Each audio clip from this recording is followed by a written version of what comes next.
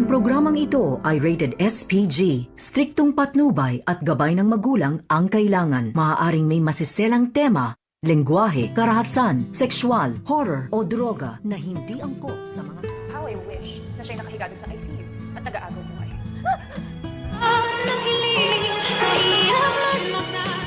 Narito na nga ang ating pakaabangan ngayong Biyernes sa Abot Kamay na Pangarap.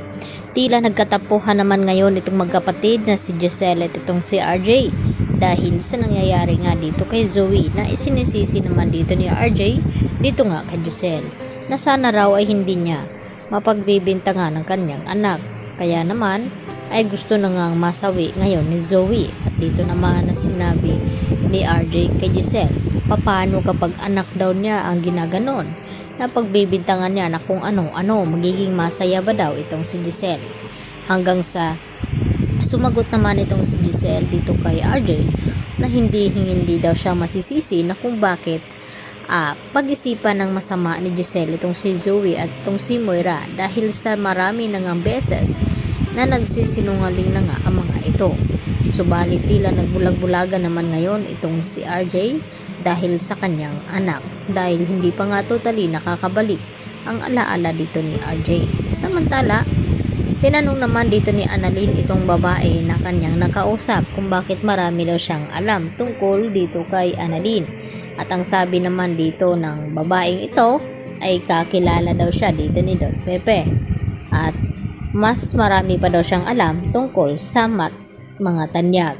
At dito naman na tinanong ni Justin itong si Annalyn na kung nasaan na ba daw ang anak dito ni RJ na si Zoe.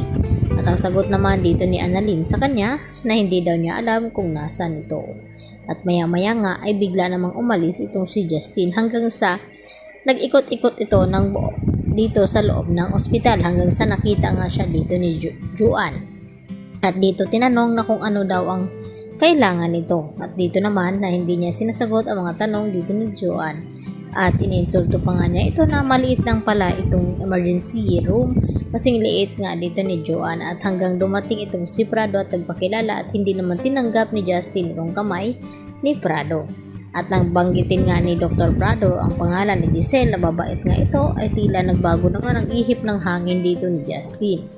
Samantala, kinukumbinsi naman ni Dr. Enriquez itong si Lynette na sana raw ay magpatingin na nga sa psychiatrist dahil baka lalala ang sitwasyon nito. At dito naman na sinabi ni Lynette na kaya daw niya itong kanyang sarili at hindi pa daw siya nababaliw.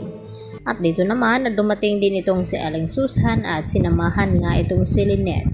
Subalit hindi pa rin mawala dito kay Lynette ang mga kung ano-ano ang kanyang nararamdaman at nakikita.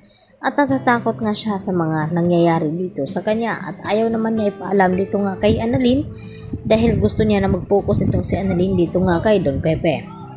Samantala, habang naglalakad naman itong si Giselle ay dito niya hindi napansin itong Ali na nakabunggo nito hanggang sa natapon nga itong kape.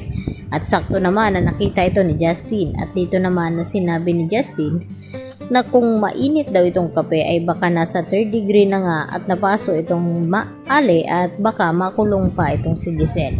At hindi naman mawari ni Giselle na kung ano ang sinasabi nga ng babaeng iyon. At dito niya nga tila napaisip. At dito rin na dinalaw ni Giselle itong kanyang ama na si Don Pepe. Maya-maya nga ay may tinawagan itong si Justin at ito pala ang kanyang ama. Na sana daw ay si Giselle na lang ang nakahiga sa ICU at nagagaw buhay. Yan ang ating abangan bukas sa Abot Kamay na Pangarap.